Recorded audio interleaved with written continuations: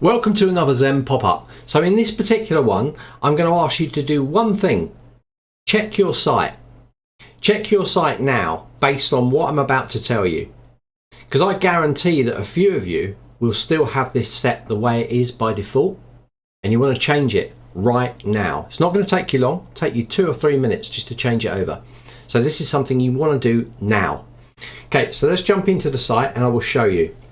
So first thing you definitely want to do is you want to check the pages. So you want to check, and this is a big one, you want to check your unsubscribe and your subscribe mail pages. Now why? Let's have a look at what one looks like by default. So I've changed the subscribe one already, but the unsubscribe one I've left as it is default. So if we go and view this, let's click it up. There we go. So this is the unsubscribe page. This is when someone unsubscribes. They hit the unsubscribe button in their emails. Where are they going to go? They're going to go to this default page. But it's got Zenler on there. We don't want Zenler on there. We want our own branding. So you need to go into that page and you need to swap it out with your own branding. Just click edit, swap the image out, change the text if you want to, and then it's done. So this is something that a lot of people don't do. Check now, see if your unsubscribe and your subscribe page has got the Zenler logo on there. I bet it has. So let's go in here now, come to settings. I'm going to come across to the settings here, and we're going to change this across to another logo that we've got in here. I think we've got a good doggy one in here somewhere, or this is a Zen pop-up one. So let me just change it to one of these animated GIFs. Let's just use that. Okay, so I've changed it over, I click save. So now when someone previews the page, they're going to see this, and they're not going to see that default thing there. So we've got that going in there, so you can put whatever you like. Generally you put your logo in there. So if we look at the subscribe page now, you can see I've changed this and formatted this a little bit better. So the best platform, all in one, join us today, welcome back. This is the default text, I've left it in there. So make sure you do that. That's something that people forget all the time with their sites.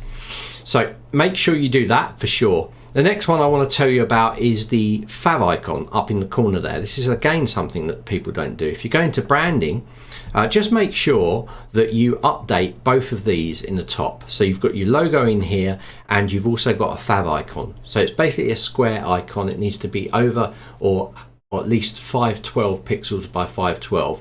Make sure you put that in there. And make sure that all your branding colors are as you want them as well. So this again is another big thing that people forget to do. Right, the next thing is a little bit more involved, but I just want to talk to you about it. Like, do you want people registering on your site that haven't paid for anything? Now obviously you want people registering on your site as leads, but you don't want them registering as students. And this is where one of the pages that comes in by default, which is the register page, can be changed. So if we go down here to the register page, if I click this and we preview it, you're going to see that it has, let me go into here. Let me go into the edit for this. You're going to see it's got the default block on there. It's got a default register block.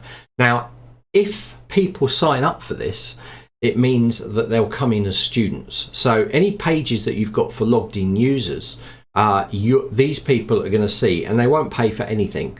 So this is the default sign up block. There's a few different ones in here. If we go to the sign up and we go to the register, not login, sign up here, or register. So this is the other block that's on there. Sign up there. Both of these, they can sign up into this for free. So what I suggest you do is delete those out. Okay, it's not going to affect people being able to buy courses. Just delete them out and put your own block in there. So create your own form. So generally, I think I've got some custom forms down here. I've got a form, inline form that I created. I can just drop that in there. So what this means now is if someone goes to the register page, they will not be able to come in as students. They're just going to enter their name, their email. Normally I put something at the top saying you can join our newsletter by signing up here, and that way they'll come in as leads and not registered students. So this is something that a lot of people forget. So if I come on this site now, we go into incognito. If I try to sign in here, it's going to go login, and I'm gonna go, oh, I want to go to the sign up page, get in for free, and I've got my inline form. Now if this was the normal registration form, then it means they would come in as students, but because I've got it as an inline form, they're going to come in as leads, and they're not going to get access to all the hidden pages that you don't want them to see. So this again is another big one that people forget to do.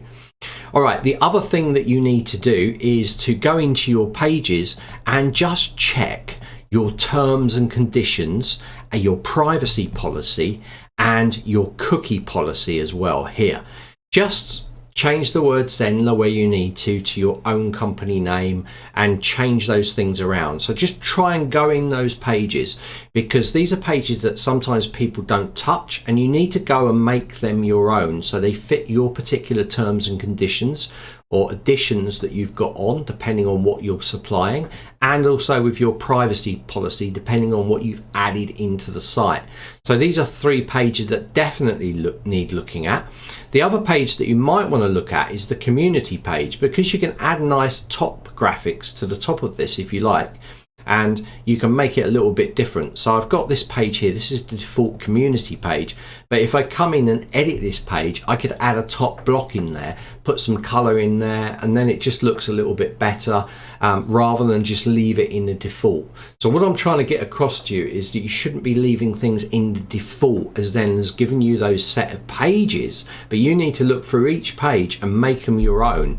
So inside here we have this. If I go into blocks and I just grab one of my custom blocks that I've already got in here, like I put that at the top there. Now if I save this and I go back into this community page and I hit refresh, I'm going to make this a little bit more special, because I've obviously put a banner thing, a bit too big, but I've put a banner thing in the top. So it's a lot more colorful, it's more mine, I've changed the way it kind of looks. And these are things that you should be doing inside the site. So if you do these things today, the top ones for you to do today, my goals for you today, is the unsubscribe and the subscribe mail. Just check that that logo's gone. Then tomorrow, check out that registration page. Can people register without having to buy anything? Do you want to change it to an online form? And then day 3, come in and just check the other pages, like your terms and conditions, cookie policy, and things like the community page, and just basically go through the pages and do them at your leisure, but make sure you do them. And that's my Zen pop-up for today. Hopefully you found this interesting. There'll be another Zen pop-up coming along very soon.